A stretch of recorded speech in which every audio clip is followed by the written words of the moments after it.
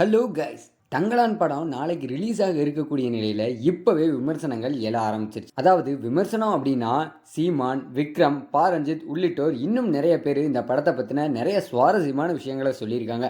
அதைத்தான் நான் இப்போ உங்ககிட்ட ஷேர் பண்ண போகிறேன். அது முழுசாக என்னென்ன விஷயங்கள்லாம் சொல்லியிருக்காங்க அப்படிங்கிறத வீடியோவில் பார்த்து தெரிஞ்சுக்கலாம். நடிகர் விக்ரம் பேசும்போது படத்தை அறிவுசார் தளத்தில் இருக்கிறவங்களுக்கு மட்டும் எடுக்காமல் படத்தில் ஒரு கருத்து சொல்லணும், திரைப்பட விழாக்களில் கலந்துக்கிட்டு படம் விருதுகள் பெறணும் அப்படிங்கிறது மட்டும் இல்லாமல் படத்தை நம்பி பணம் செலவழித்த தயாரிப்பாளருக்காகவும் இந்த படத்தை எடுக்கணும் அப்படிங்கிற எண்ண ஓட்டத்தில் தான் இந்த படத்தை எடுத்திருக்காரு நம்ம ரஞ்சித் அப்படின்னு சொல்லி ரஞ்சித்துக்கு ஒரு நன்றியும் தெரிவிச்சிருக்காரு நம்ம விக்ரம். அதே போல் படத்தோட இசையமைப்பாளர் ஜிவி பிரகாஷோட இசை இந்த படத்தில் ரொம்பவே எனக்கு பிடிச்சிருக்கு அப்படின்னு சொல்லியிருக்காரு. ஒரு பாடல் படத்தோட ட்ரெய்லர்னு இல்லாமல் படத்தோட ஒவ்வொரு சீக்வன்ஸுக்கும் ஜிவி பிரகாஷ் ரொம்பவே உழைச்சிருக்காரு, அது நல்லாவே தெரியுது அப்படின்னு சொல்லியிருக்காரு நம்ம விக்ரம். இந்த படத்தோட மற்றொரு கதாநாயகன் ஜிவி பிரகாஷ் குமார் அப்படின்னு சொல்லி ஜிவி பிரகாஷை ரொம்பவே பெருமையாக பேசியிருக்காரு.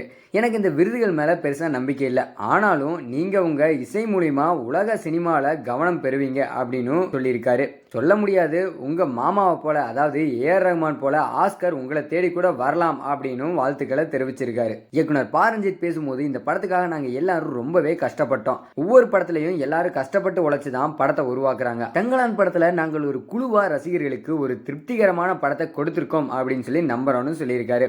அது மட்டும் இல்லாமல் இந்த படத்தோட ப்ரமோஷனுக்காக நடிகர் விக்ரம் காட்டின ஈடுபாடு என்னை ரொம்பவே ஆச்சரியப்படுத்திடுச்சு.